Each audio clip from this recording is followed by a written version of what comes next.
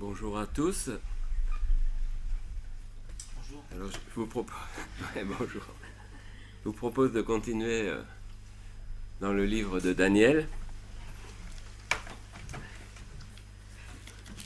Alors, Hélène m'a dit on va encore avoir un cours de géographie, histoire-géographie. On va essayer d'appliquer ça, d'avoir des applications concrètes pour nos vies. Mais bon, j'ai appelé on peut donner un titre au message, ne méprisez pas la prophétie. Donc c'est une petite injonction qui est donnée dans 1 Thessaloniciens 5. C'est vrai que quand c'est compliqué, des fois on espère passer, enfin on est tenté de passer à autre chose, dire bon c'est trop compliqué à comprendre, je laisse tomber. On va lire Daniel 8. On va lire déjà les 14 premiers versets, ensuite on va partager déjà la lecture en deux. La 3e année du règne du roi Belshazzar. Donc au chapitre 7, vous avez remarqué, c'était la première année de Belshazzar, que Daniel avait eu une vision. Là, c'est la 3e année, donc 2 ans plus tard. Daniel, j'eus une vision en plus de celle que j'avais eue précédemment. Donc ça concerne le chapitre 7. Lorsque j'eus cette vision, il me sembla que j'étais à Suse, la capitale, dans la province d'Élam. Donc Élam, Suse. Alors oui, j'ai des cartes pour essayer de fixer les choses. Mais bon, il aurait fallu que j'en fasse.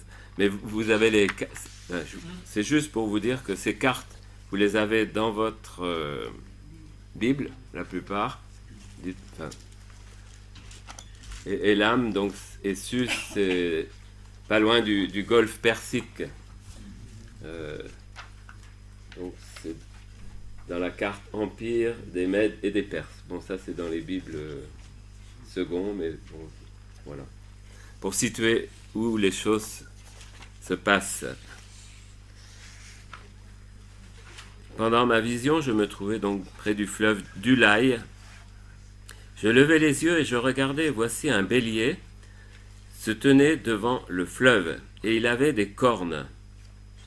Ces cornes étaient hautes, mais l'une était plus haute que l'autre. Elle s'éleva la dernière. Je vis le bélier qui frappait de ses cornes à l'Occident, au septentrion et au Midi. Aucun animal ne pouvait lui résister, et il n'y avait personne pour délivrer ses victimes. Il faisait ce qu'il voulait, et il devint puissant. Comme je regardais attentivement, voici venait de l'Occident et parcourait toute la terre. Un bouc venait de l'Occident et parcourait toute la terre à sa surface, sans la toucher. Ce bouc avait une grande corne entre les yeux. Il arriva jusqu'au bélier qui avait les 2 cornes que j'avais vues se tenant devant le fleuve, et il courut sur lui dans toute sa fureur. Je le vis qui s'approchait du bélier et s'irritait contre lui. Il frappa le bélier et lui brisa les 2 cornes sans que le bélier ait la force de lui résister. Il le jeta par terre et le foula, et il n'y eut personne pour délivrer le bélier. Le bouc devint très puissant, mais lorsqu'il fut puissant, sa grande corne se brisa. 4 cornes s'élevèrent pour la remplacer aux 4 vents des cieux. De l'une d'elles sortit une petite corne qui s'agrandit beaucoup vers le Midi, vers l'Orient, vers le plus beau des pays. Elle s'éleva jusqu'à l'armée des cieux, elle fit tomber à terre une partie de cette armée et des étoiles, et elle les foula. Elle s'éleva jusqu'au chef de l'armée, lui enleva le sacrifice perpétuel et renversa le lieu de son sanctuaire. l'armée fut livrée avec le sacrifice perpétuel à cause du péché. La corne jeta la vérité par terre et réussit dans ses entreprises. J'entendis parler un saint, et un autre saint dit à celui qui parlait, « Pendant combien de temps s'accomplira la vision sur le sacrifice perpétuel et sur le péché dévastateur? Jusqu'à quand le sanctuaire et l'armée seront-ils foulés ?» Et il me dit 2300 soirs et matins. Puis le sanctuaire sera purifié. Donc on lit déjà jusque-là, après on lira.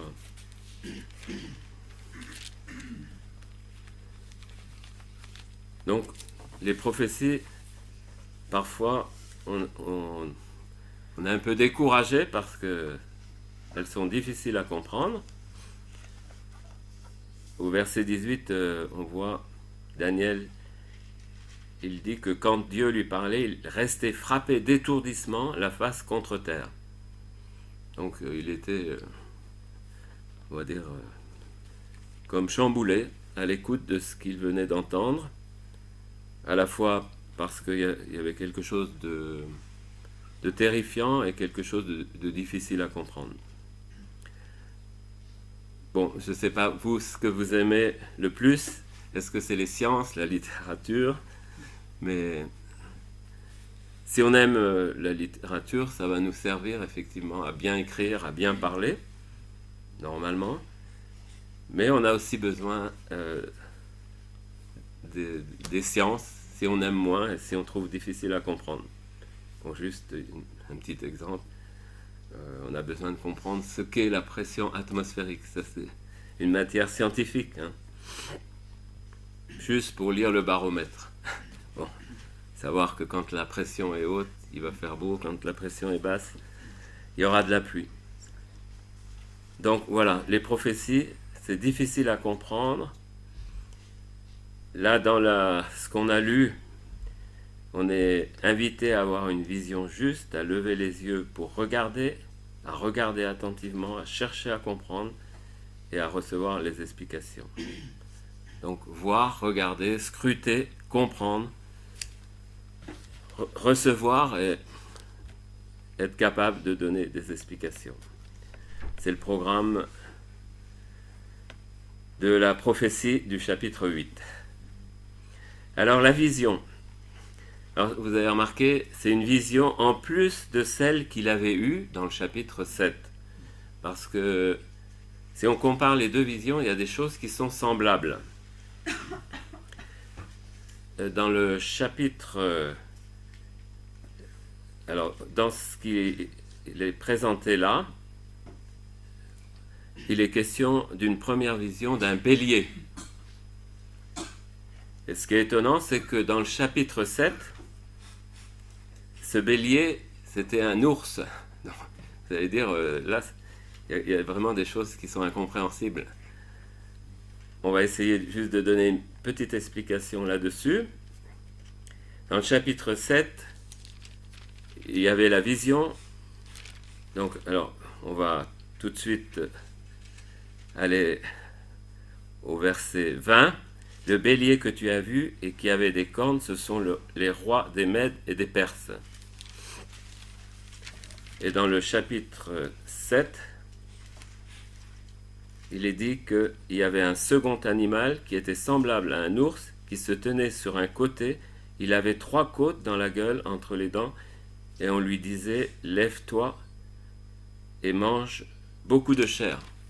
Donc vous allez dire, comment c'est possible qu'on nous présente un empire qui a la forme, enfin, qui est imagé par un ours en plus qui dévore, qui mange tout, et puis ensuite on nous présente un empire qui a une image de bélier.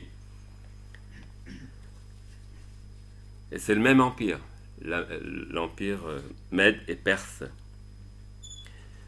Alors pourquoi l'ours au départ? Bien sûr, cet empire, pour se constituer, il a dû prendre du territoire sur les autres. Il a dû conquérir. Donc, effectivement, il a commencé comme un ours qui a conquis des territoires autour de lui. L'empire Mède et Perse, bon, si vous regardez sur les cartes, c'était quand même un empire extrêmement compact. Sur les cartes, on voit c'est tout en vert et c'était un très grand empire qui allait même jusqu'à l'Inde. Au niveau du territoire, il a vraiment conquis énormément de territoire. Si vous lisez dans le livre d'Esther, vous voyez, ils font une grande fête et c'est dit que donc ce territoire allait jusqu'à... Disons que c'est une fête qui se passe à Suse, mais cette fête, il est parlé d'un territoire qui va très, très, très loin jusqu'en Inde. Donc c'est un grand, grand territoire. Et c'est ce qui explique qu'on le présente, cet empire, comme un ours au départ, qui prend beaucoup avec 3 côtes dans sa gueule. Donc il s'est étendu dans pratiquement toutes les directions du territoire habité de l'époque. Donc dans le nord jusqu'à Samarcande, au nord de l'Afghanistan, à l'ouest, il a pris toute la Mésopotamie, y compris Babylone, au sud la Syrie, la Palestine, l'Égypte. Alors on peut se poser la question, pourquoi ensuite il est présenté comme un bélier? Alors l'ours, c'est son côté conquérant, mais le bélier, ça a été un empire protecteur, et spécialement pour Israël. Donc on va le voir en quoi. Alors pourquoi une corne plus haute que l'autre? Cet empire est composé de 2 entités, les Mèdes et les Perses. La Perse prendra l'ascendant sur la Médie. Donc la Médie, c'est Élam, qui est un peu plus à l'est, un peu plus à l'ouest, les Mèdes, et l'Iran un peu plus à l'est. Alors quand Daniel prophétise, vous avez vu, donc ça se passe, il est encore sous le règne de Belshazzar, qui est roi de Babylone, mais pour peu de temps. Il prophétise avant que Darius, donc un de ces rois de Perse, prenne la ville de Babylone. Ça, on l'a lu, vous vous en souvenez, dans Daniel 5,30, c'est dit, Darius le Mède s'empara du royaume de Babylone à l'âge de 62 ans. Donc quand Daniel reçoit cette prophétie, c'est très peu de temps avant que le roi qu'il est en train de servir, Belshazzar, ne tombe. Et c'est effectivement le bélier qui va prendre le pouvoir le bélier ou l'ours qui va prendre le pouvoir sur cet empire de Babylone. Donc quand cela arrive, on est en 538 avant Jésus-Christ. Et voilà comment ça s'est passé. Mais Daniel a reçu à l'avance cette prophétie que l'empire de Babylone allait tomber dans les mains de la Perse et de la Médie. Donc un ours, un bélier. Dans le chapitre 2, cet empire des Mèdes et des Perses, c'était un buste et des épaules d'argent. Donc ça nous situe, c'est la vision que Daniel a eue de cet empire. À la fois un empire conquérant, mais aussi un empire protecteur. Et le buste et les épaules d'argent, c'est plutôt positif, dans le sens l'argent représente aussi la rédemption. On va voir pourquoi cet empire est présenté comme ça. Le deuxième, dans la vision, ce qu'il voit, la deuxième chose qu'il voit, ce n'est plus un bélier, mais un bouc, et non plus avec 2 cornes, mais avec une corne unique. une grande corne qu'il a entre les yeux. Et donc ce bouc a la victoire sur l'empire aux deux cornes, l'empire Mède et Perse. Alors là, on a la réponse. Le bélier que tu as vu et qui avait des cornes, ce sont le roi des Mèdes et des Perses. Le bouc, c'est le roi de Javan, au verset 21. Donc c'est très simple. Deux empires qui s'affrontent. Le roi de Javan triomphe de l'empire Mède et Perse. Donc là, on se situe on est à l'époque d'Alexandre, en 323 avant Jésus-Christ. Donc 215 ans plus tard. Donc dans le chapitre précédent, est-ce que vous vous souvenez à quoi était comparé cet empire? Là aussi, c'était différent. C'était pas un bouc.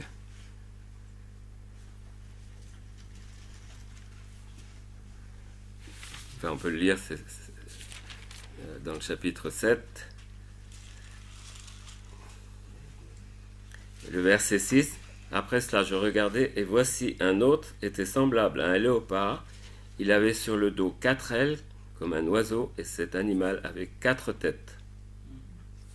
Donc il y a la vision, un bouc avec une corne au milieu de la tête.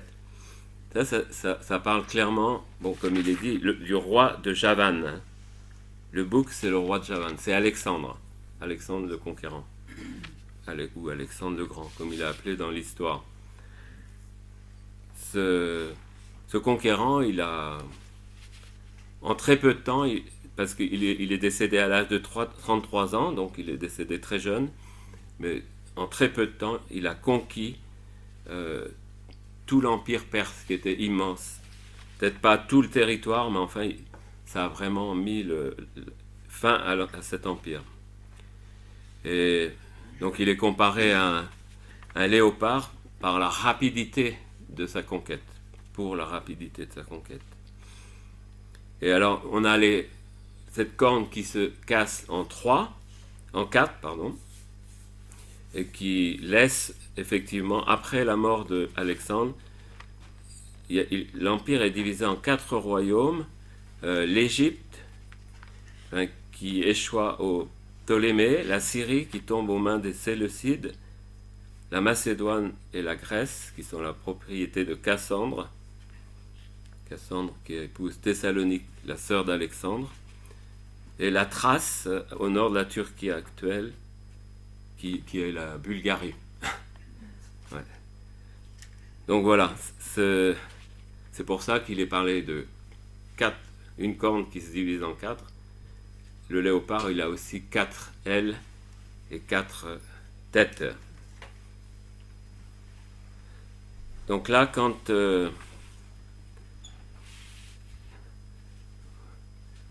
voilà, donc on a la vision de cet empire grec avec 4 entités qui se décomposent de cet empire.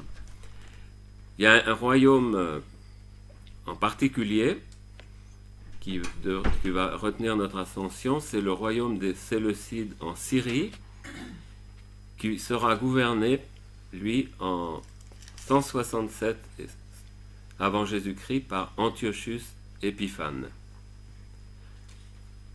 Donc les quatre royaumes, ils sont issus de la conquête d'Alexandre, et ce qui va les caractériser, c'est qu'ils vont garder la langue grecque, ils vont la répandre dans tout le bassin méditerranéen. L'administration de ces royaumes sera dans cette langue. Une des preuves, s'il en avait besoin, les Ptolémées en Égypte, qui sont un de ces royaumes, ils ont commandé une traduction de l'Ancien Testament de l'hébreu en grec. Donc ils ont commandé ça aux rabbins juifs. Il y avait aussi des juifs dispersés dans tous ces royaumes, et ça a donné ce qu'on appelle la Bible des Septante. Donc voilà, c'est un peu le contexte. Donc de ce royaume, on a une petite corne, vous avez vu au verset 9, et ça c'est vraiment issu des Séleucides, et cette petite corne, comme on l'a dit, elle s'appelle Antiochus Épiphane. Bon, dans l'histoire, on a identifié clairement que c'est cet empereur qui est cette petite corne. Et donc, une petite corne qui s'élève de tous ces royaumes dispersés. Bon, ce qui caractérise cette petite corne, vous avez vu, c'est l'arrogance, l'oppression qu'elle va exercer.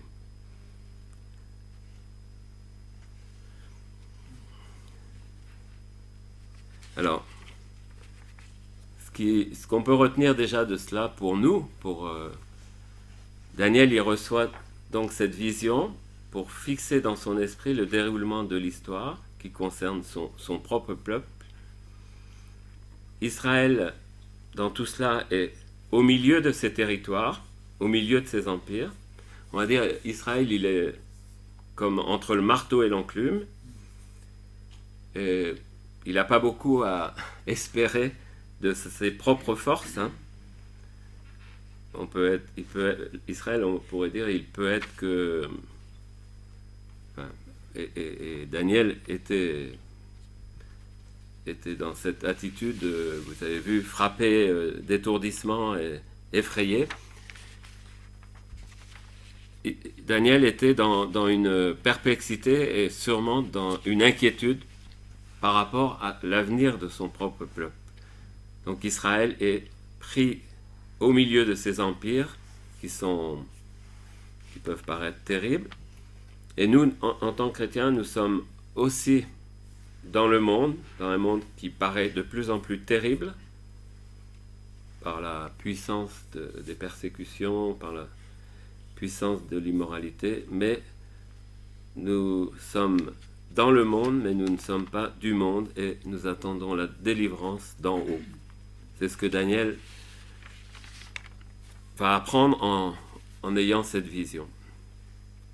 La délivrance ne peut venir que d'en haut. En deuxième point, il est dit de regarder, donc voir, regarder. On peut voir, mais regarder, ça veut dire on fixe, on va un petit peu plus loin. Et quand il regarde, il voit le bélier qui frappe de ses cornes à l'ouest, au nord, au midi. Donc, il voit un empire qui est grandissant. Mais au milieu de cette scène, dans ces empires, il faut voir ces deux cornes, justement. La petite et la grande. Et les deux cornes ne parlent pas simplement de deux peuples, mais de deux personnes. Et ces deux personnes, c'est Cyrus et Darius. Alors, Cyrus, ce qui est étonnant, c'est qu'il en est déjà parlé dans le livre d'Ésaïe, au chapitre 45. Il nous est dit que ainsi parle l'Éternel à son oint, à Cyrus, qu'il tient par la main pour terrasser les nations devant lui, pour relâcher la ceinture des rois, pour lui ouvrir les portes, afin qu'elles ne soient plus fermées. Je marcherai devant toi, j'aplanirai les chemins montueux. Voilà. Donc cet empereur perse est déjà annoncé dans le livre d'Ésaïe. Quel va être le rôle de Cyrus en particulier?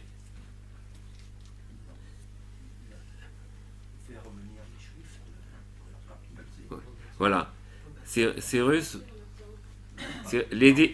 va publier un édit. Cet édit, il apparaît au début du livre d'Esdras. On va tout simplement le lire. L'édit de Cyrus, il apparaît à la fin des chroniques, mais dans le livre d'Esdras. c'est bon, c'est tout simple hein, ce que Cyrus ordonne. La première année de Cyrus, roi de Perse, afin que s'accomplisse la parole de l'Éternel prononcée par la bouche de Jérémie, l'Éternel réveilla l'esprit de Cyrus, roi de Perse, qui fit de vive voix et par écrit cette publication. Ainsi parle Cyrus, roi des Perses, l'Éternel, le Dieu des cieux, m'a donné tous les royaumes de la terre. Il m'a commandé de lui bâtir une maison à Jérusalem, en Juda.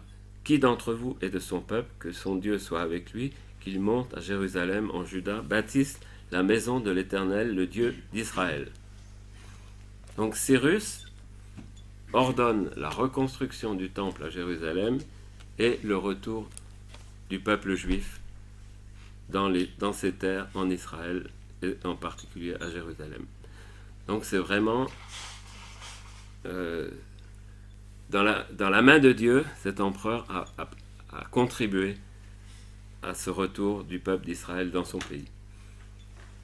Darius, lui, la corne un peu plus petite, parce que finalement il est soumis à Cyrus.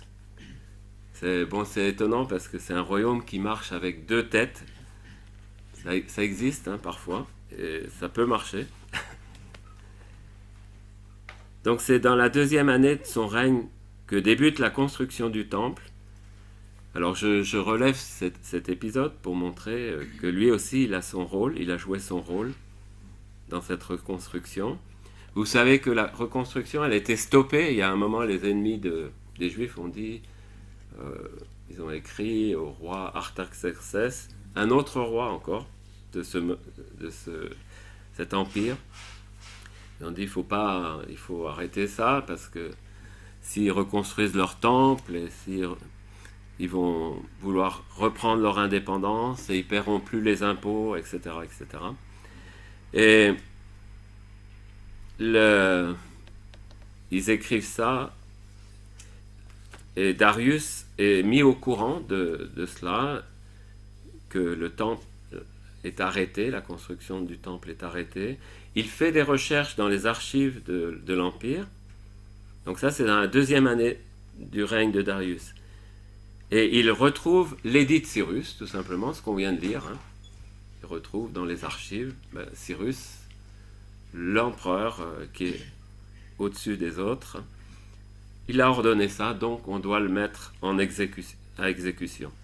Et c'est pour ça que je vous cite ce que Darius a dit en ayant retrouvé cet édit. Laissez continuer. Darius ordonna, donc c'est dans Esdras 6, 7, laissez continuer les travaux de cette maison de Dieu, que le Dieu qui fait résider son nom en ce lieu renverse tout roi et tout peuple qui étendrait sa main pour transgresser ma parole, pour détruire cette maison de Dieu à Jérusalem. Moi, Darius, j'ai donné cet ordre qu'il soit ponctuellement exécuté. Donc c'est clair, hein. Il dit il faut mettre en pratique ce que Cyrus a ordonné. Il fait exécuter l'édit de Cyrus.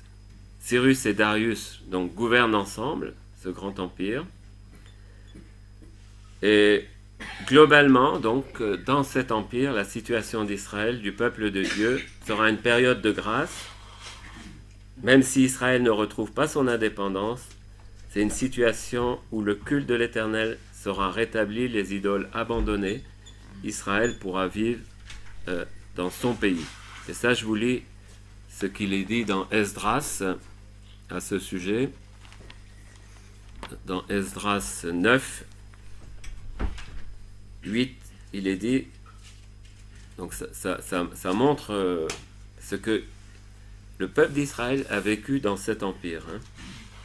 Cependant, l'Éternel notre Dieu vient de nous faire grâce en nous laissant quelques réchappés et en nous accordant un abri dans son saint lieu, afin d'éclaircir nos yeux et de nous donner un peu de vie au milieu de notre servitude, car nous sommes esclaves, mais Dieu ne nous a pas abandonnés dans notre servitude.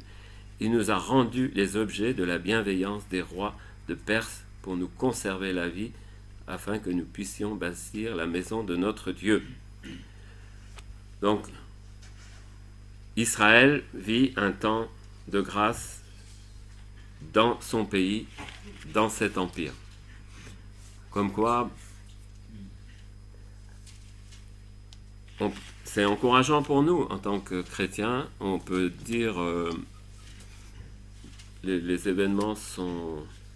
Les choses qui arrivent sont difficiles, on ne voit pas trop d'issue, mais Dieu protège son peuple, nous protège au milieu de choses difficiles. C'est en tout cas une leçon qu'on peut tirer de cette vision du bélier. On arrive à... Donc on va lire la fin du chapitre. Tandis que moi, Daniel, j'avais cette vision, je cherchais à comprendre. Voici quelqu'un qui avait l'apparence d'un homme se tenait devant moi, et j'entendis la voix d'un homme du milieu d'Ulaï.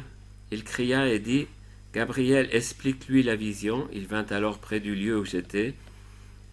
À son approche, je fus effrayé, je tombai sur ma face. Il me dit, « Sois attentif, fils de l'homme, car la vision concerne un temps qui sera la fin. » Comme il me parlait, je restai frappé d'étourdissement, la face contre terre. Il me toucha et me fit tenir debout à la place où je me trouvais, puis il me dit, « Je vais t'apprendre ce qui arrivera au terme de la colère, car il y a un temps marqué pour la fin. Le bélier que tu as vu et qui avait les cornes, ce sont les rois des Mèdes et des Perses. Le bouc, c'est le roi de Javan. La grande corne entre ses yeux, c'est le premier roi. Les 4 cornes qui se sont élevées pour remplacer cette corne brisée, ce sont 4 royaumes qui s'élèveront de cette nation, mais qui n'auront pas autant de force. À la fin de leur domination, lorsque les pécheurs seront consumés, il s'élèvera un roi impudent et artificieux. Sa puissance s'accroîtra, mais non par sa propre force. Il fera d'incroyables ravages, il réussira dans ses entreprises, il détruira les puissants et le peuple des saints. À cause de sa prospérité et du succès de ses ruses, il aura de l'arrogance dans le cœur, il fera périr beaucoup d'hommes qui vivaient paisiblement, et il s'élèvera contre le chef des chefs, mais sera brisé sans l'effort d'aucune main, et la vision des soirs et des matins dont il s'agit est véritable. Pour toi, tiens secrète cette vision, car elle se rapporte à des temps éloignés. Moi, Daniel, je fus plusieurs jours languissant et malade, puis je me levai et je m'occupais des affaires du roi. J'étais étonné de la vision et personne n'en eut connaissance. Donc là, on est dans une autre dimension. Hein. Le peuple d'Israël n'est plus sous protection, mais dans une tribulation beaucoup plus grande et plus forte. Donc, regardez attentivement. Donc c'est au verset 5, c'est dit, le prophète était appelé à regarder attentivement. Et en regardant attentivement, qu'est-ce qu'il voit? L'oppression d'Israël. Vous voyez que une petite corne s'élève et se dirige vers le plus beau des pays, donc le pays d'Israël, et elle vise spécialement ce pays. Et qu'est-ce que va vivre ce pays? On le sait par l'histoire, que le royaume donc des Séleucides, et Antiochus Épiphane en particulier, va mettre une pression terrible sur le peuple juif, dans le but d'helléniser le peuple juif, de lui imposer la langue grecque, la culture, la religion, le culte de Zeus et de tout son panthéon, avec des mœurs centrées sur la culture grecque. Bon, ils ont construit des monuments, des stades, des théâtres. Donc tout ça pour que le peuple juif entre dans cette culture grecque, on peut dire païenne, hein, et qu'il abandonne son Dieu. On appelle ça l'hellénisation de cette époque, donc à l'époque d'Antiochus Épiphane et peut-être même déjà avant. Donc la petite corne est motivée, sa volonté c'est opprimer Israël, mais la petite corne est motivée par l'orgueil, elle s'élève jusqu'à l'armée des cieux, elle s'élève jusqu'au chef de l'armée. Le chef de l'armée, on peut y voir une image de Jésus, du Messie, d'Israël. Le combat est donc spirituel, le but est d'éliminer le témoignage du Dieu d'Israël par la dérision, par le mépris, en foulant aux pieds ce qui est sacré de la personne du Dieu d'Israël, de sa sainteté, de sa gloire dans le ciel. Bon, c'est la méthode employée encore maintenant à tous les niveaux dans notre société. Le mépris, la dérision, le mépris. Ensuite, la persécution. Mais le mépris du christianisme, de Christ, de la vérité biblique, c'est constamment utilisé à tout niveau dans notre société, dans l'école, l'université. On ridiculise autant que possible tout ce qui vient de Dieu, du Dieu créateur, du Dieu tout-puissant. Donc on peut dire, nous, on vit le même combat. La vérité est attaquée, vous avez remarqué au verset 12, il est dit, la corne jeta la vérité par terre. La vérité de la parole de Dieu est souvent attaquée frontalement ou même insidieusement. On veut remplacer le christianisme par des idéologies inclusives, on appelle ça, oui, il faut être inclusive, c'est-à-dire il faut que tout le monde soit intégré dans la société, il ne faut pas qu'il y ait de clivage. Donc le syncrétisme est la fusion de tous les systèmes religieux dans une seule croyance, à l'opposé du caractère exclusif de la vérité biblique. C'est ce qui caractérise aussi notre époque. Jésus a dit, lui, je suis la vérité, nul ne vient au Père que par moi. Et la doctrine du sacrifice de substitution, vous avez vu au verset 12, on lui enlève le sacrifice perpétuel et on renverse le sanctuaire. Donc le sacrifice est profané, la petite corne va faire arrêter l'offrande du matin et du soir. Donc dans le temple, on offrait un agneau on offrait un agneau, sacrifice de substitution pour le péché. On faisait ça le soir et le matin. Et au contraire, on veut introduire dans le lieu très saint un autre Dieu à ressemblance humaine. Alors, ouais, le sacrifice est combattu. Enfin, on veut enlever le sacrifice que le peuple juif offrait, et c'est une vraie attaque contre le Dieu, notre Dieu, encore le même, on a le même Dieu. Et je vous lis une citation de Oswald Chambers dans la méditation du 20 novembre. Donc c'est tout pour sa gloire. Le pardon de Dieu, nous devons nous garder d'une certaine manière de présenter Dieu qui ne se trouve pas dans le Nouveau Testament. Un Dieu, dit-on parfois, un Père si tendre, plein d'amour, que certainement il pardonnera à tous. Mais il ne peut nous pardonner que grâce à la terrible tragédie de la croix de Christ. Supposer que le pardon puisse être accordé d'une autre façon, et même sans que l'on s'en rende compte, c'est un blasphème. Le pardon, qui est si facile à recevoir, a coûté à Jésus l'agonie du calvaire.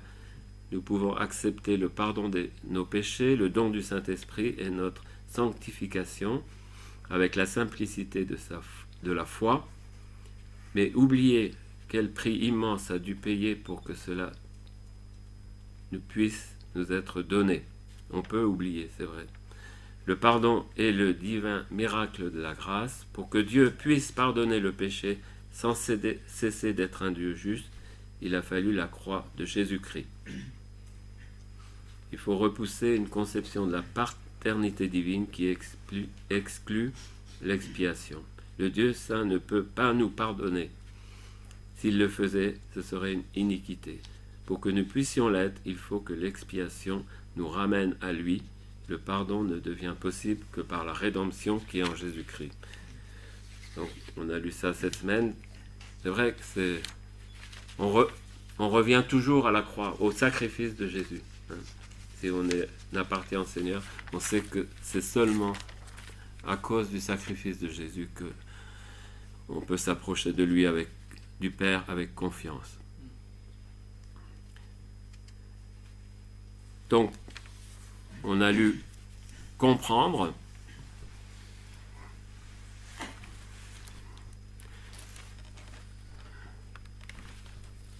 C'est au verset 15, on a lu, tandis que moi, Daniel, j'avais cette vision, je cherchais à comprendre. Donc là, on a un petit peu... C'est juste... on peut préciser combien de temps... Enfin, dans cette prophétie, c'est dit combien de temps va durer cette oppression, en tout cas cette profanation du temple.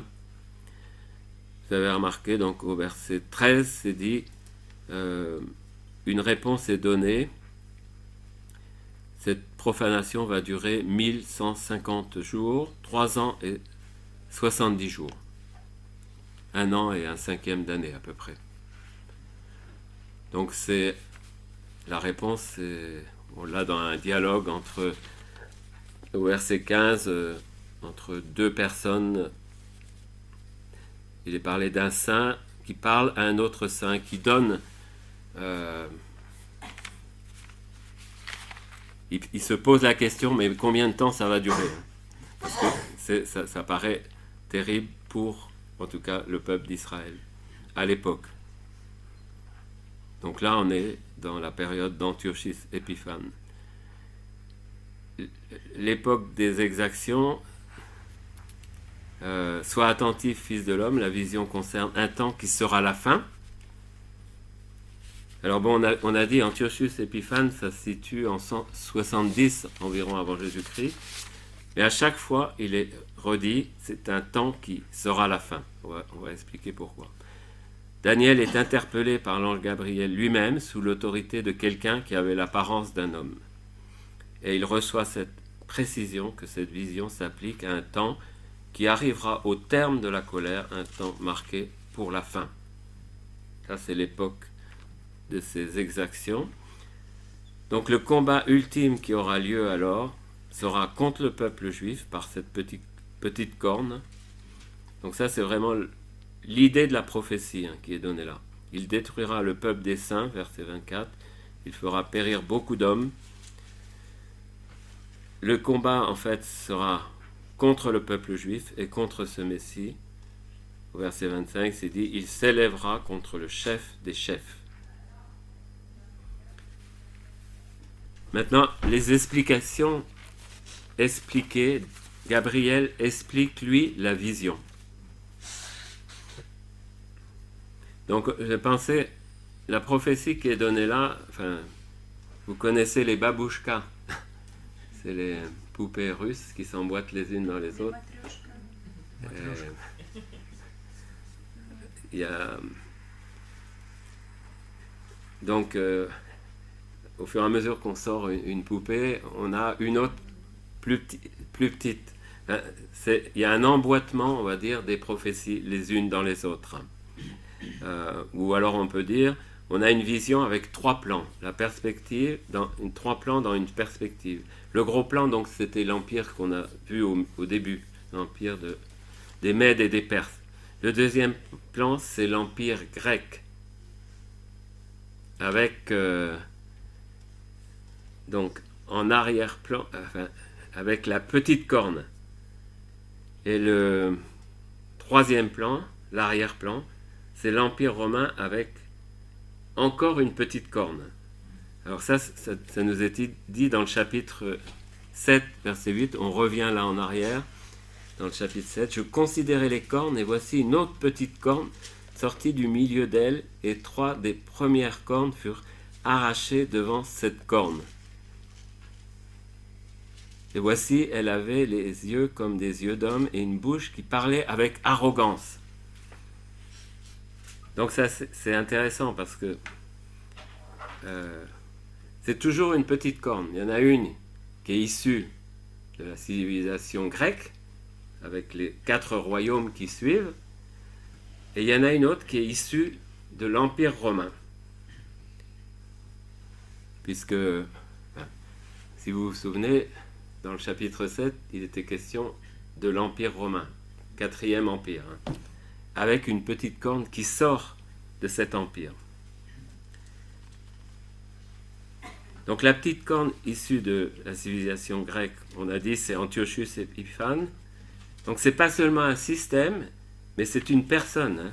Verset 23, vous avez remarqué, c'est dit, à la fin de leur domination, lorsque les pécheurs... Alors, pardon, je vous dis le verset 23, c'est une... 8, 23, un roi impudent et artificieux. Ouais, il s'élèvera, donc verset 23, il s'élèvera un roi impudent et artificieux. Donc c'est une personne, et sa puissance s'accroît, et c'est dit, il fait beaucoup de ravages, il tue beaucoup de personnes. Et donc là aussi,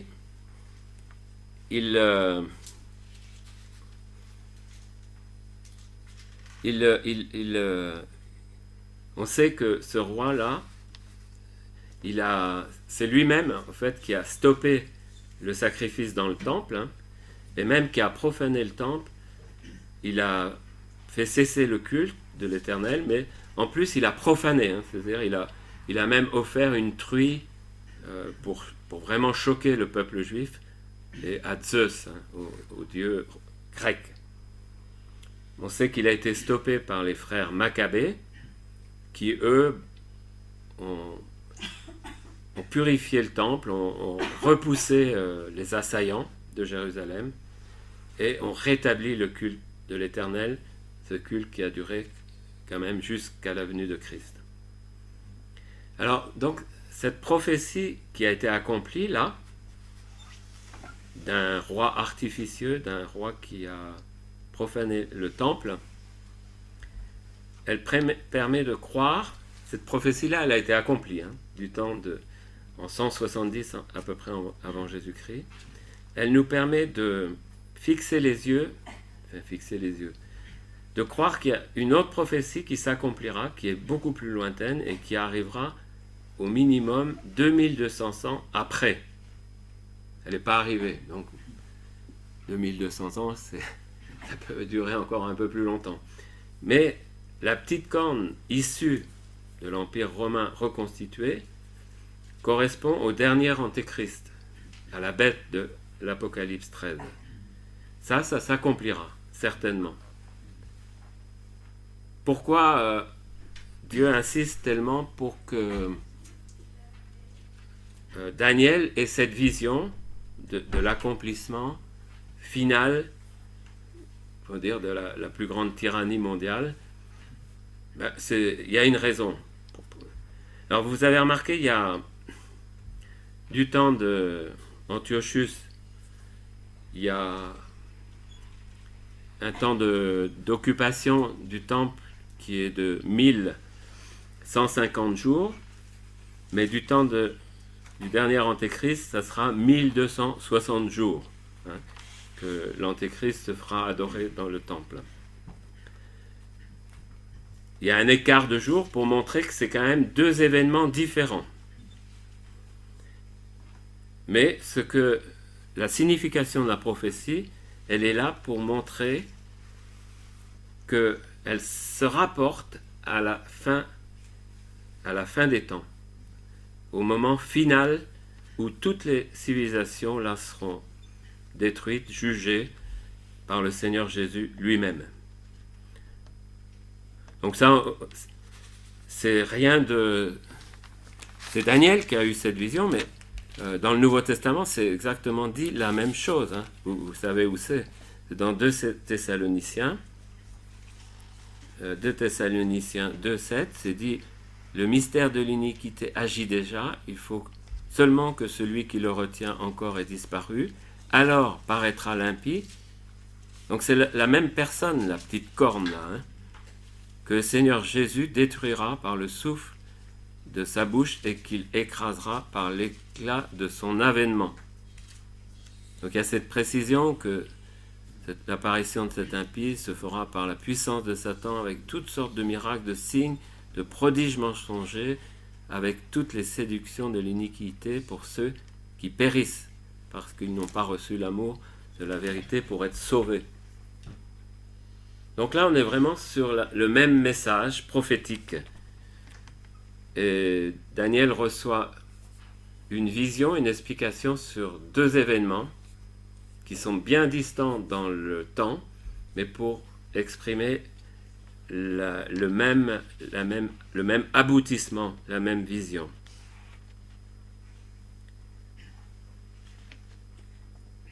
Donc, ça pourrait, si on en reste là, on dirait, mais ce chapitre, il ne nous donne pas beaucoup d'espoir. Hein. Mais dans le chapitre 7 et le chapitre 2 de Daniel, on a eu quand même, on sait ce qui vient après, hein. Suite à la faillite de ces grandes civilisations, on sait que le règne de Christ vient après. Dans le chapitre 2, Christ il est montré comme la pierre détachée d'en haut qui tombe sur les pieds de la grande statue, et voilà. C'est dit que le règne éternel de Christ vient à ce moment-là. Et dans le chapitre 7, verset 27, c'est pareil. Le règne, la domination, la grandeur de tous les royaumes qui sont sous les cieux seront donnés au peuple des saints du Très-Haut. Son règne est un règne éternel et tous les dominateurs le serviront et lui obéiront.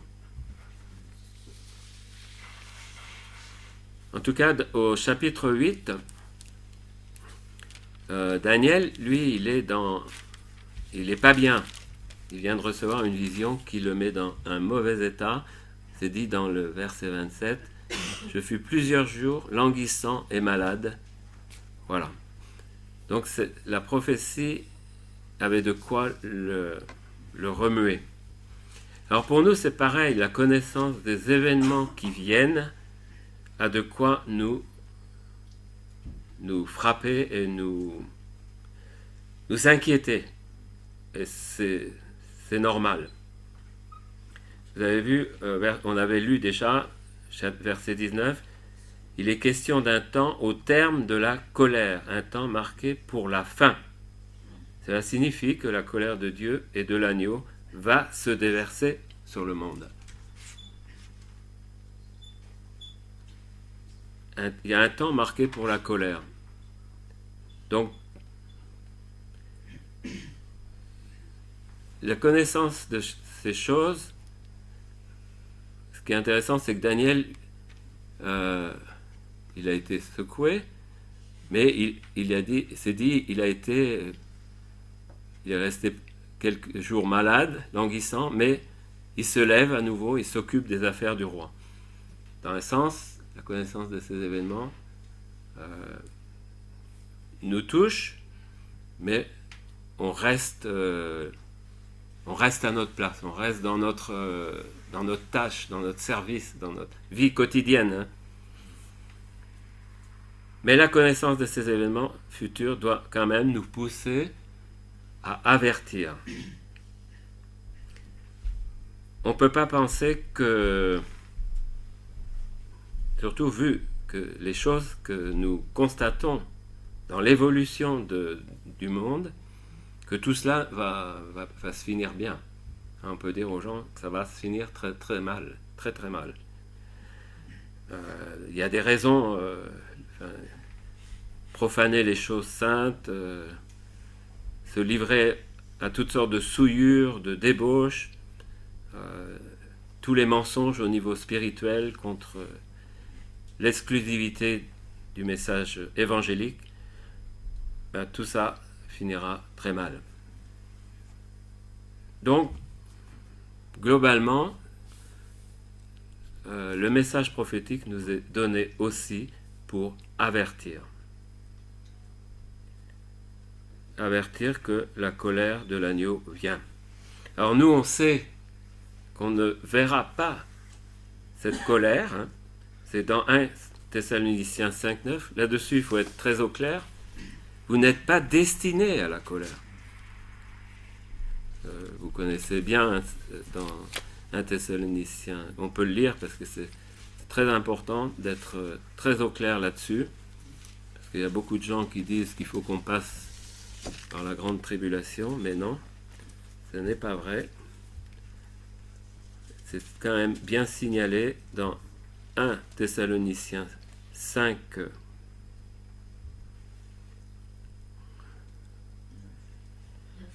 9.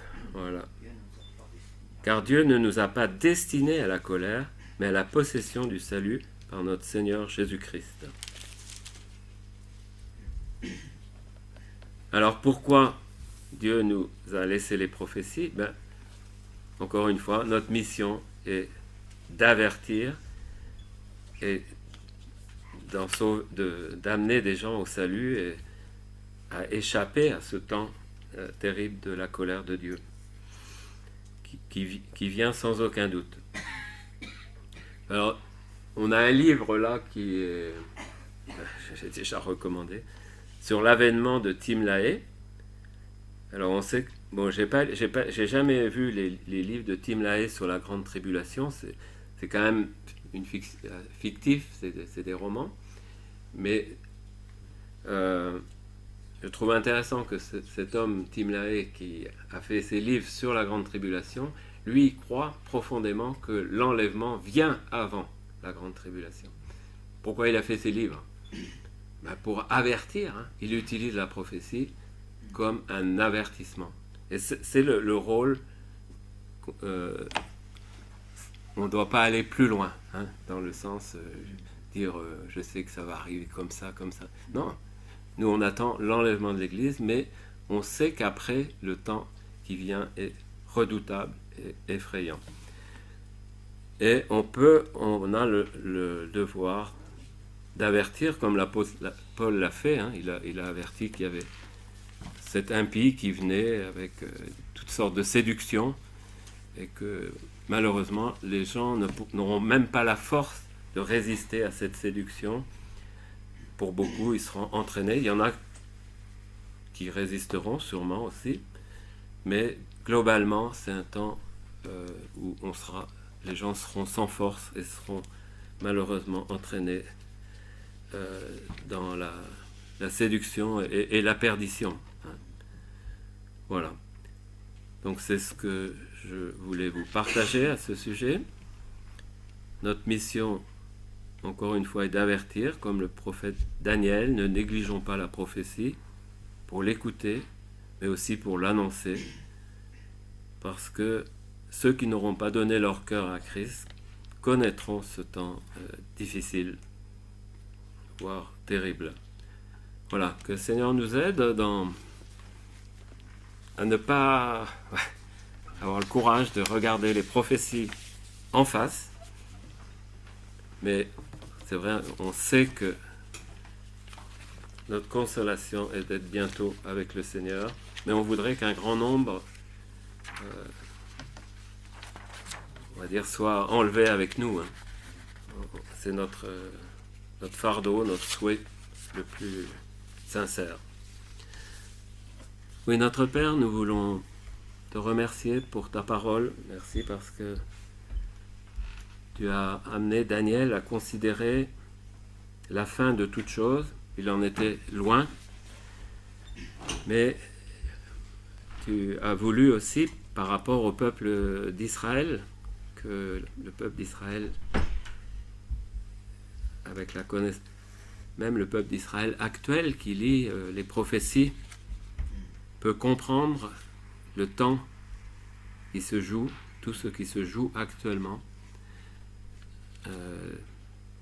des oppressions futures encore plus terrifiantes, des destructions encore plus grandes, mais pas pour être dans le désespoir, mais vraiment pour reconnaître en Jésus-Christ le Messie promis. Merci de d'utiliser ta parole, d'utiliser la prophétie, de nous aider à bien l'utiliser, non pas pour effrayer les gens, mais vraiment pour les diriger vers Christ, le Sauveur, celui qui va bientôt régner sur cette terre, qui va remettre toutes choses en ordre, celui qui vient chercher son Église. Merci de nous donner, de nous renouveler tous les jours dans cette espérance. Merci de nous renouveler aussi dans un service comme Daniel l'était, un service fidèle dans les choses de la vie et aussi dans l'annonce de l'Évangile. Merci de nous soutenir, merci d'encourager, de donner une bonne semaine à chacun. C'est notre prière au nom du Seigneur Jésus. Amen.